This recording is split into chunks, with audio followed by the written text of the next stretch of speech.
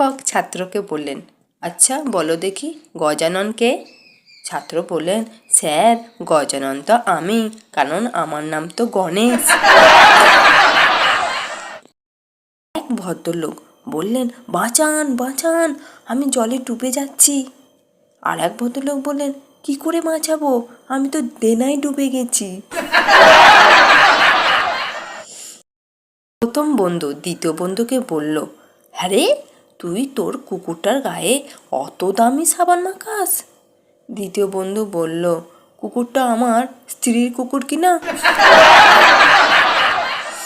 ভদ্রলোক আর এক ভদ্রলোককে বললেন, আমার কুকুরটা আনন্দ হলে লেজ নাড়ে না।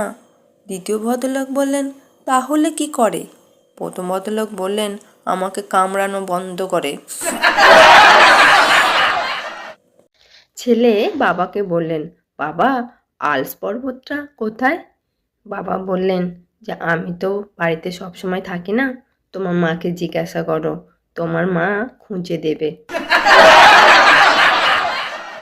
শিক্ষক ছাত্রকে বললেন, আদিম যুগের মানুষেরা গুহার দেয়ালে নানা রকম ছবি এঁকে রাখত, কেন বলতে পারবে?